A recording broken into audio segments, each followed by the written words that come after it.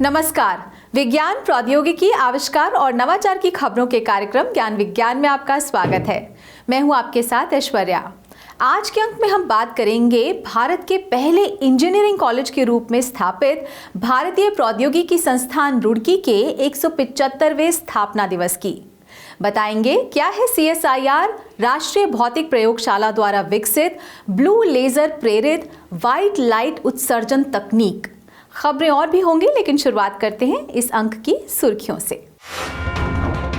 भारतीय प्रौद्योगिकी संस्थान रुड़की की स्थापना के 175 वर्ष पूरे।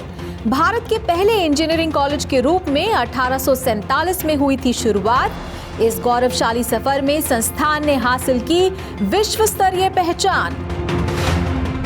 NPL ने विकसित की ब्लू लेजर प्रेरित व्हाइट लाइट उत्सर्जन तकनीक। वाहनों की हेडलाइट्स को ज्यादा तीव्र बनाने में सहायक होगा CSIR राष्ट्रीय भौतिक प्रयोगशाला का यह नवाचार। फॉर्मूला रेसिंग के लिए भारत की पहली इलेक्ट्रिक इंजन रेसिंग कार तैयार। कई साल की मेहनत के बाद भारतीय प्रौद्योगिकी संस्थान मद्रास की टीम रफ्तार को मिली सफलता। और विज्ञान और प्रौद्योगिकी से जुड़ी देश दुनिया की ताजा गतिविधियों की जानकारी हमारे खास सेगमेंट साइंस एक्सप्रेस में। और अब खबरें विस्तार से। भारत को एक सशक्त और समृद्ध राष्ट्र बनाने में देश के शैक्षणिक और अनुसंधान संस्थानों का महत्वपूर्ण योगदान रहा है। ऐसे ही संस्थानों में से एक है भारतीय प्रौद्योगिकी संस्थान रुड़की, जिसने बीते 25 नवंबर को अपनी स्थापना के 175 वर्ष पूरे किए।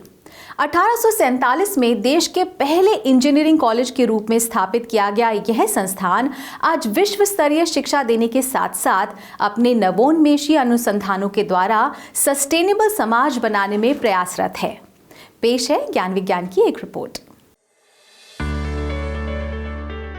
ब्रिटिश काल में एक बड़ी सिविल इंजीनियरिंग परियोजना के रूप में गंगा नहर निर्माण शुरू होना था, जिसके लिए पहली बार देश में ही इंजीनियरिंग और सर्वेयर तैयार करने की योजना बनी और 1845 में रुड़की शहर में प्रशिक्षण केंद्र की शुरुआत की गई। 1847 में इसी प्रशिक्षण केंद्र को विधिवत रुड़की इंजीनियरिंग कॉलेज के रूप में स्थापित कर दिया गया। ये ब्रिटिश काल का देश का पहला इंजीनियरिंग कॉलेज था, जिसे 1854 में the Thomason College of Civil Engineering नाम दिया गया। 1949 में इस संस्थान को स्वतंत्र भारत के पहले इंजीनियरिंग विश्वविद्यालय का दर्जा प्राप्त हुआ और 21 सितंबर 2001 को इस इंजीनियरिंग कॉलेज को देश का 7वां भारतीय प्रौद्योगिकी संस्थान घोषित कर दिया गया। आजादी के 75 वर्षों के साथ ही संस्थान ने भी स्थापना के 175 वर्ष पूरे कर लिए। इस उपलक्ष्य में इस पूरे साल विभिन्न गतिविधियों का आयोजन किया गया और बीते 25 नवंबर को राष्ट्रीय महत्व के इस संस्थान ने अपना 175वां स्थापना दिवस मनाया। मुख्य समारोह में लोकसभा अध्यक्ष ओम बिरला जी मुख्य अतिथि बने और संस्थान को उसके गौरवशाली सफर में उसकी उपलब्धियों और राष्ट्र निर्माण में योगदान के लिए बधाई दी। अपनी स्थापना के बाद से ही IIT रुड़की ने देश को तकनीकी जनशक्ति और ज्ञान प्रदान करने और अनुसंधान की खोज में महत्वपूर्ण भूमिका निभाई है। IIT रुड़की को दुनिया के सर्वश्रेष्ठ तकनीकी संस्थानों में स्थान दिया गया है और इसने तकनीकी विकास के सभी क्षेत्रों में योगदान दिया है। इसे विज्ञान, प्रौद्योगिकी और इंजीनियरिंग के क्षेत्र में, शिक्षा और अनुसंधान के क्षेत्र में एक ट्रेंड सेटर के रूप में भी माना जाता है। IIT रुड़की की स्थापना विशेषाधिकार को बनाए रखने की इच्छा में नहीं, बल्कि समाज के विकास में निर्माण और योगदान करने के लिए हुई है। 175वें स्थापना दिवस समारोह का एक मुख्य आकर्षण स्टार्टअप एक्सपो 2022 रहा, जिसमें संस्थान द्वारा स्थापित स्टार्टअप्स ने हिस्सा लिया। इस मौके पर एक स्मारक डाक टिकट, सिक्का और एक कॉफी टेबल बुक का भी लोकार्पण किया गया। संस्थान ने साल 1900 से पहले के स्नातकों को लेकर एक पिक्चर गैलरी भी प्रदर्शित की। इस समय आईआईटी रुड़की में 22 शैक्षणिक विभाग हैं, जिनमें इंजीनियरिंग, एप्लाइड साइंसेज, मानविकी और सामाजिक विज्ञान और प्रबंधन कार्यक्रम शामिल हैं, जिसमें वैज्ञानिक और तकनीकी शिक्षा और अनुसंधान पर जोर दिया गया है। अपनी इस यात्रा के दौरान आईआईटी रुड़की ने खासकर सिविल इंजीनियरिंग के क्षेत्र में विभिन्न नवाचार देश को दिए हैं, जिनमें महत्वपूर्ण संरचनाओं के अलावा आम निर्माणों के लिए भूकंप रोधी अनुसंधान एवं विकास शामिल है। संस्थान प्रौद्योगिकी के हर क्षेत्र में स्नातक, परास्नातक और पीएचडी कार्यक्रम चला रहा है और इंफ्रास्ट्रक्चर के विकास में योगदान देकर राष्ट्र निर्माण में महत्वपूर्ण भूमिका निभा रहा है। आईआईटी रुड़की ने यहाँ पर नए नवाचार किए, प्रौद्योगिकी में, इंफ्रास्ट्रक्चर के अंदर, विज्ञान के अंदर, नई टेक्नोलॉजी के अंदर, जिसके कारण भारत के आधारभूत ढांचे और भारत के नवनिर्माण के साथ विज्ञान के सेक्टर के अंदर इस संस्था का बहुत बड़ा योगदान है। और इस संस्था के जो पुराने विद्यार्थी हैं वह भी आज भी यहाँ पर इस संस्थान से जुड़े हुए हैं। उनके अनुभव, उन्होंने अपने अपने सेक्टर में जो काम किए हैं, उनके अनुभव विचारों को साझा करके नए विद्यार्थियों में नई ऊर्जा का संचार हो, पुराने विद्यार्थियों से प्रेरणा मिले। I think it contributed for not 1 year, 2 years, 175 years it has contributed. मुझे लगता है कि इसने 1 या 2 साल नहीं बल्कि 175 साल का योगदान दिया है। इसने इंजीनियरिंग, प्रौद्योगिकी, सिविल सर्वेंट, सामाजिक कार्यकर्ताओं और कई अन्य क्षेत्रों में सर्वश्रेष्ठ योगदान दिया है। निश्चित रूप से इसका योगदान बहुत महत्वपूर्ण रहा है, खासकर भूकंप की निगरानी, जल प्रबंधन के क्षेत्र में। इन क्षेत्रों में आईआईटी रुड़की में सबसे अच्छा ज्ञान है। इसके अलावा हमारे पास लगभग 2000 स्नातक, स्नातकोत्तर और पीएचडी करने वाले छात्र हैं। यह काफी बड़ी संख्या है और हम यहाँ ऐसी असाधारण प्रतिभा पैदा कर रहे हैं जो हमारे राष्ट्र निर्माण के लिए महत्वपूर्ण है। And we're producing such extraordinary quality of people. That's a part of national building for us. पिछले 175 साल में आईआईटी रुड़की ने वैश्विक स्तर पर अपने समकक्ष संस्थानों के बीच एक विशिष्ट पहचान स्थापित की है और उत्कृष्टता की अपनी विरासत को आगे ले जाने में निरंतर नवाचार करता रहा है। इस संस्थान से डिग्री प्राप्त करने वाले इंजीनियरों ने देश ही नहीं बल्कि विदेशों में भी अपनी छाप छोड़ी है। आज ये संस्थान मौजूदा जरूरतों और आगामी चुनौतियों को देखते हुए देश को आत्मनिर्भर बनाने की दिशा में आगे बढ़ रहा है। संस्थान एक ऐसे समाज को स्थापित करने में महत्वपूर्ण योगदान दे रहा है जो विज्ञान और प्रौद्योगिकी के आधार पर सतत विकास को पा सके।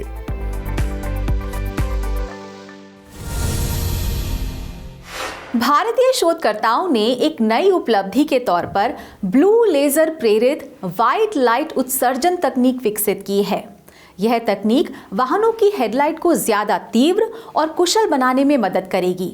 पूरे विश्व में कई चुनिंदा संस्थान इस तरह के अनुसंधान कर रहे हैं। भारत में यह सफलता CSIR की राष्ट्रीय भौतिक प्रयोगशाला को मिली है।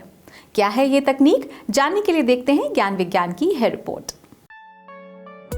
वाहनों के लिए बेहतर हेडलाइट्स विकसित करने पर लगातार शोध कार्य होते रहे हैं। कोशिश की जा रही है कि ज्यादा दूरी तक रोशनी फेंकने वाली हेडलाइट्स बनाई जाएं, जिनसे रात के समय होने वाली दुर्घटनाओं को कम से कम किया जा सकता है। इनमें एक समाधान सफेद रंग की रोशनी है, जो पीली रोशनी से ज्यादा चमकदार और तीक्ष्ण होती है।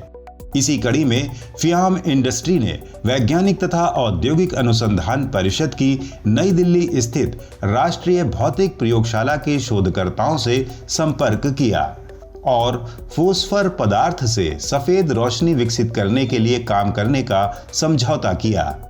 एनपीएल के शोधकर्ताओं ने अपने अनुसंधान और प्रयोगों के आधार पर सफलता प्राप्त की और पहली बार एक ऐसी प्रोटोटाइप डिवाइस तैयार की है जो फोस्फर को ब्लू लेजर लाइट से प्रेरित कर चमकदार सफेद रोशनी उत्सर्जित कर सकती है। हम लोगों ने फॉस्फर लार्ज स्केल में बनाया। जो पहला हमारा प्रोजेक्ट था वो स्पॉन्सर्ड प्रोजेक्ट था, जिसमें कि हम लोगों ने केजीज़ में येलो फॉस्फरस बनाए, जो कि हम लोगों ने यहाँ पे डिमोस्ट्रेट भी किए हैं। एक बैच में हम आधा केजी से ज़्यादा बना सकते हैं। पहले ये फॉस्फरस मटेरियल इंडस्ट्री वाले इंपोर्ट करते थे और ये काफ़ी कॉस्टली पड़ता है। अगर बाहर से इंपोर्ट किया जाए तो बहुत महंगा पड़ता है। इसके सब्स्टिट्यूशन के लिए हम लोगों ने बहुत सस्ते में, और सारे रॉ मटेरियल जो इसमें यूज़ किया हम लोगों ने, वो हम लोगों ने ये ध्यान में रखते हुए किया कि भारत में ही उपलब्ध हों, ताकि इसको मेक इन इंडिया और मेड इन इंडिया के विज़न को भी प्रारूप दिया जा सके। फिर हम लोगों ने सोचा कि जब मटेरियल हमने बनाया है तो हम क्यों नहीं आगे इस मटेरियल का इस्तेमाल करके इसका उपयोग करें। फिर फ्याम इंडस्ट्री की मदद से हम लोगों ने कार की हेडलाइट, फ्याम इंडस्ट्री बनाती है बेसिकली हर तरह की 2 व्हीलर, 3 व्हीलर, 4 व्हीलर की कार की हेडलाइट वो बनाते हैं। तो हम लोगों ने प्रोटोटाइप डेवलप किया। ये प्रोटोटाइप में हम लोगों ने बेसिकली ब्लू लेज़र 1 वाट के आसपास के ब्लू लेज़र हमने यूज़ की, जिससे हमने येलो फास्फर को एक्साइट किया और कन्वर्ट किया वाइट लाइट में। फोस्फर ऐसे पदार्थ होते हैं जिन्हें विद्युत, तापमान, प्रकाश, इलेक्ट्रॉन या अन्य किसी उत्तेजक स्रोत द्वारा प्रेरित करने पर वो प्रकाश छोड़ते हैं। आमतौर पर यह प्रकाश पीला होता है। और दूसरा, प्रकाश समाधानों में इस्तेमाल किए जाने वाले ये पदार्थ ज्यादातर आयात किए जाते हैं, जिनसे इनकी लागत काफी बढ़ जाती है। लंबे समय से प्रकाश के क्षेत्र में कार्यरत राष्ट्रीय भौतिक प्रयोगशाला नई दिल्ली के शोधकर्ताओं ने स्वदेशी फोस्फर पदार्थ विकसित कर पहले तो उन्हें किफायती रूप दिया, उसके बाद ब्लू लेजर द्वारा उन्हें उत्तेजित कर प्रकाशमान करने पर प्रयोग किए गए और अंत में सैफायर की मदद से उन्हें पूरी तरह सफेद प्रकाश उत्पन्न करने में सफलता मिली। इन सभी को मिलाकर शोधकर्ताओं ने फोस्फर इनकॉर्पोरेटेड सैफायर डिस्क आधारित उपकरण विकसित किया है, जो बहुत ज्यादा कुशल सफेद रोशनी उत्सर्जित कर सकता है। हमें ये पता चला कि सफ़ायर अगर हम यूज़ करते हैं और इंटीग्रेट कर दें किसी तरह से मटेरियल के साथ, तो सफ़ायर हीट को जो है डिसिपेट कर देगा और material excite, blue laser excite कर देगा मटेरियल को, और ये वाइट लाइट में हम कन्वर्ट कर सकते हैं, जैसा कि हमने किया। बट जब हमने ऐसा किया तो उस दिशा में क्या हुआ कि जब हम लेज़र डालते थे तो 445 नैनोमीटर की जो ब्लू लेजर सफ़ायर पे पड़ती थी, उसके रिफ्लेक्शन से, परावर्तन से एक ब्लू बीम दिखने लगती थी। तो इसका उपाय सोचने के लिए हम लोगों ने फिर लगातार प्रयास किया और हम लोगों ने ग्लास में फास्फर को डोप किया, बट फिर भी टिंच रह जा रहा था। फिर हम लोगों ने उसके बाद अगले स्टेप में सिरेमिक बना लिया फास्फर का, जिसमें कि पूरा टिंच खत्म हो गया। अगर हम इस तरह के प्रोटोटाइप डिवाइस को कंपेयर करें एलईडी डिवाइस से, तो इसकी इफ़िशियंसी लगभग 3 और 4 गुना ज़्यादा हमें यहाँ मिली है। और हमारा लक्ष्य है कि कार और रेल इंजन्स और बुलेट ट्रेन्स की हेडलाइट्स के लिए इसका उपयोग करें, ताकि 500 मीटर तक पेनिट्रेट करने से हम दुर्घटना को से बचाया जा सकता है किसी भी तरह के। बिकॉज अगर हाई स्पीड ट्रेन्स और कार अगर चलती हैं तो उसमें अगर पेनिट्रेशन अधिक होगा तो हमें पहले ही उस वाहन के आने का पता चल जाएगा। तो इस तरह से हम ये हेडलाइट का उपयोग वहाँ पे कर सकते हैं, जो कि बहुत ही आने वाले समय में उपयोगी होगी। और इस दिशा में अगर हम दुनिया में देखें कहाँ कहाँ काम हो रहा है, तो BMW इस दिशा में काम कर रहा है। इस प्रोटोटाइप उपकरण का प्रदर्शन विभिन्न ऑटोमोबाइल प्रदर्शनियों और कंपनियों के साथ किया जा चुका है और सभी जगह इन्हें सराहा गया है। शोधकर्ता तेजी से इसे बड़े स्तर पर ले जाने के लिए काम कर रहे हैं। इस तकनीक के बाजार में आने के बाद ऑटोमोबाइल्स और बुलेट ट्रेन जैसे तीव्र गति से चलने वाले वाहनों को सुरक्षित प्रकाश का समाधान मिल सकेगा। इसके अलावा स्टेडियम लाइट को भी इस तकनीक के द्वारा ज्यादा सक्षम और किफायती बनाया जा सकता है।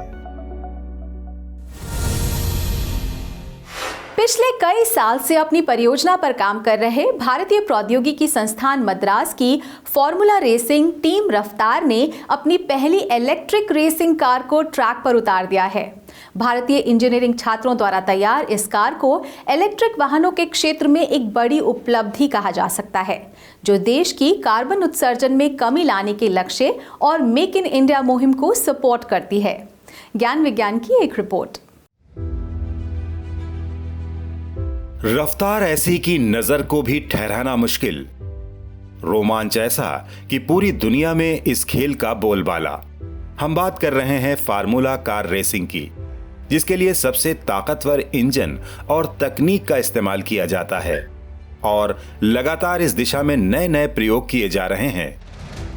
इस अनुसंधान और विकास में भारतीय प्रौद्योगिकी संस्थान मद्रास के छात्रों की रफ्तार टीम भी शामिल है। 2012 में स्थापित IIT इंजीनियरों की इस टीम ने अंतर्राष्ट्रीय स्तर पर अपनी साख बनाई है। अपनी तकनीकी दक्षता के बल पर पिछले 3 साल से टीम रफ्तार पहले स्थान पर बनी हुई है। टीम रफ्तार ने ही फार्मूला रेसिंग में इलेक्ट्रिक वाहन के इस्तेमाल पर काम शुरू किया और सफलता हासिल की। IIT छात्रों द्वारा तैयार ये पहली electric formula racing car RF23 track पर रफ्तार भरने के लिए पूरी तरह तैयार है। आज पूरी दुनिया में सस्टेनेबल डेवलपमेंट की बात हो रही है और इसी तरह से कंबशन कैटेगरी में हमारे शानदार प्रदर्शन के बाद हमने इलेक्ट्रिक कार बनाने का निर्णय लिया है।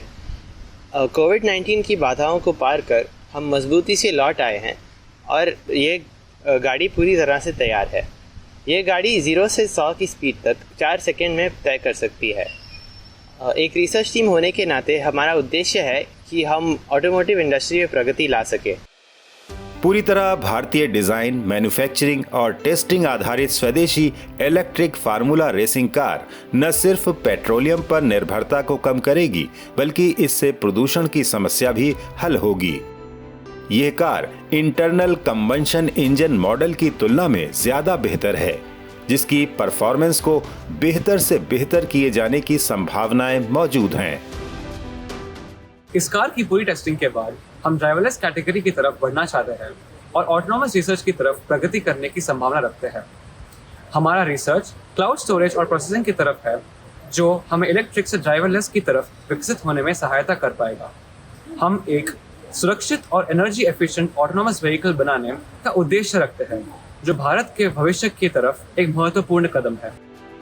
ये सफलता जहां फार्मूला स्टूडेंट कल्चर को बढ़ावा देगी, वहीं अभी शुरुआती दौर में चल रहे वैश्विक इलेक्ट्रिक वाहन उद्योग में विकास और तकनीकी उन्नति की संभावनाओं को भी बढ़ाएगी।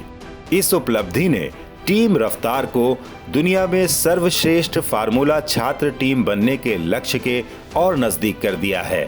IIT मद्रास के सेंटर फॉर इनोवेशन द्वारा टीम रफ्तार की शुरुआत अंतर्राष्ट्रीय स्तर पर भारत का प्रतिनिधित्व करने, उद्योग मानक इंजीनियरिंग प्रथाओं को बढ़ावा देने और इंजीनियरिंग छात्रों के बीच वास्तविक दुनिया की तकनीकी विशेषज्ञता का पोषण करने के लिए की गई थी।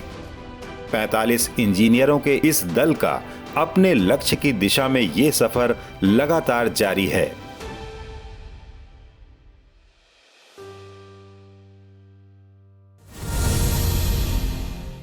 और अब नजर डालते हैं विज्ञान और प्रौद्योगिकी से जुड़ी देश और दुनिया की कुछ और ताजा गतिविधियों पर हमारे खास सेगमेंट साइंस एक्सप्रेस में।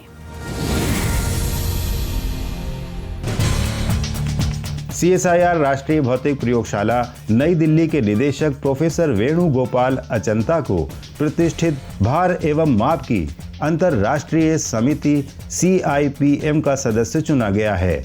ये एक सर्वोच्च अंतर्राष्ट्रीय समिति है जो वैश्विक रूप से भार एवं माप के विकास और कार्यान्वयन को देखती है।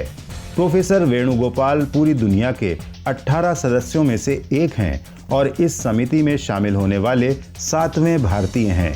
उन्हें 15 से 18 नवंबर 2022 के दौरान फ्रांस के पेरिस में आयोजित भार एवं माप बैठक में CIPM का निर्वाचित सदस्य घोषित किया गया।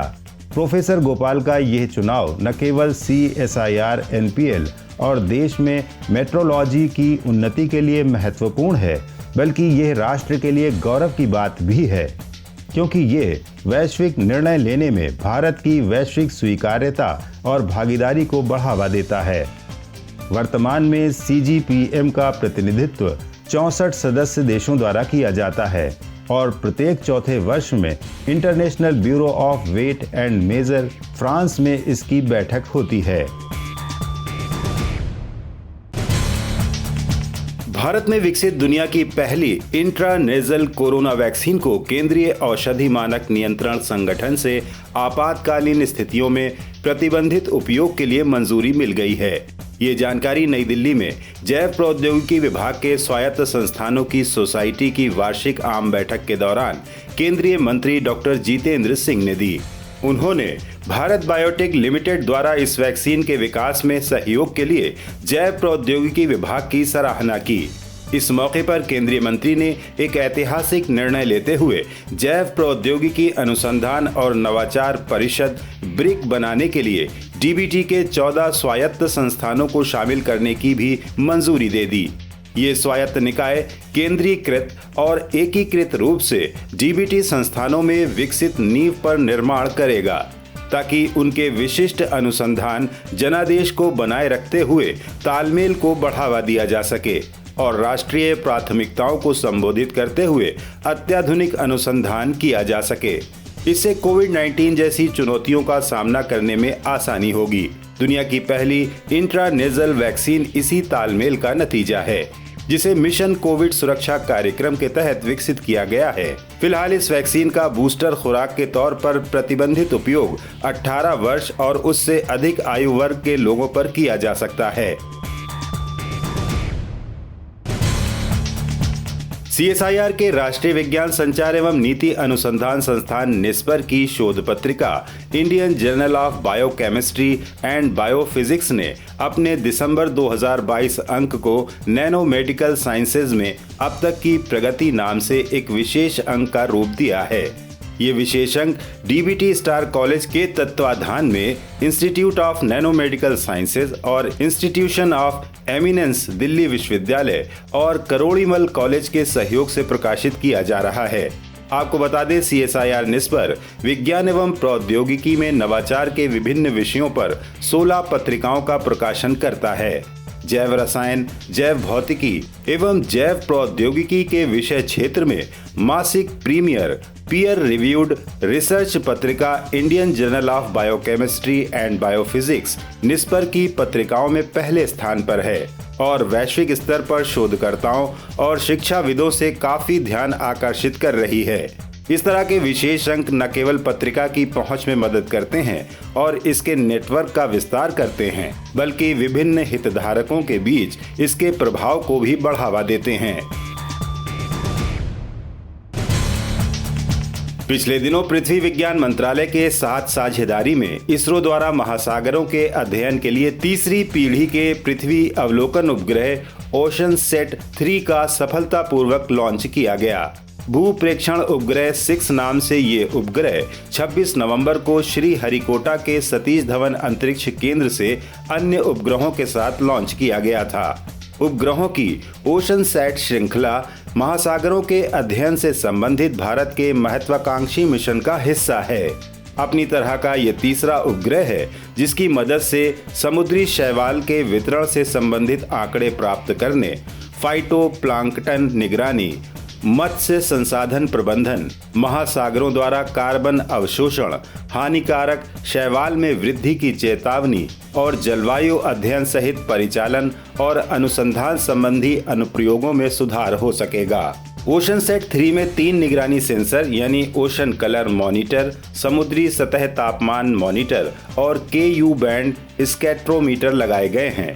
भारत की ब्लू इकोनॉमी से जुड़ी आकांक्षाओं को पूरा करने में इन सभी सेंसर्स का विशेष महत्व है। भारतीय भूवैज्ञानिकों ने देश में हीरा युक्त किम्बरलाइट्स के नए संभावित क्षेत्रों को चिन्हित किया है। CSIR के राष्ट्रीय भूभौतिकीय अनुसंधान संस्थान हैदराबाद द्वारा जारी की गई जानकारी के अनुसार उन्होंने चेन्नई के उत्तर पश्चिम और हैदराबाद के दक्षिण में दूर दूर तक दिखाई देने वाले गहरे रंग के मैफिक चट्टानी टीलों की आयु निर्धारण प्रक्रिया के दौरान संभावित स्थलों की पहचान की है। मैफिक चट्टानों में सिलिका की मात्रा लगभग 50% कम होती है और ये मैग्नीशियम और फेरिक शब्दों को संयुक्त और संक्षिप्त कर भूवैज्ञानिक उन्हें मैफिक चट्टान कहते हैं। आमतौर पर ये चट्टानें बेहद सख्त होती हैं, जिनका खनन सड़क और भवन निर्माण में उपयोग के लिए किया जाता है।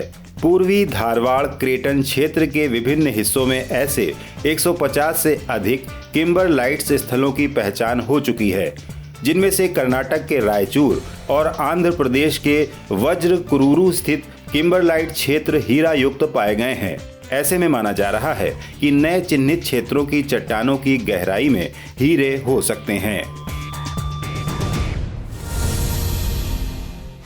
आज के हमारे इस अंक में इतना ही। यह कार्यक्रम आपको कैसा लगा, अपने फीडबैक और सुझाव देने के लिए आप हमें ईमेल कर सकते हैं। हमारा ईमेल है indiascience@vigyanprasar.gov.in। आप अपनी राय हमें डाक के द्वारा भी भेज सकते हैं। हमारा पता है विज्ञान प्रसार, A50, सेक्टर 62, नोएडा 201309, उत्तर प्रदेश। विज्ञान, प्रौद्योगिकी, आविष्कार और नवाचार से जुड़ी ताज़ा जानकारियों के साथ अगले हफ्ते इसी वक्त इसी चैनल पर फिर हाजिर होंगे। तो बने रहिए हमारे साथ वैज्ञानिक सोच के साथ। नमस्कार।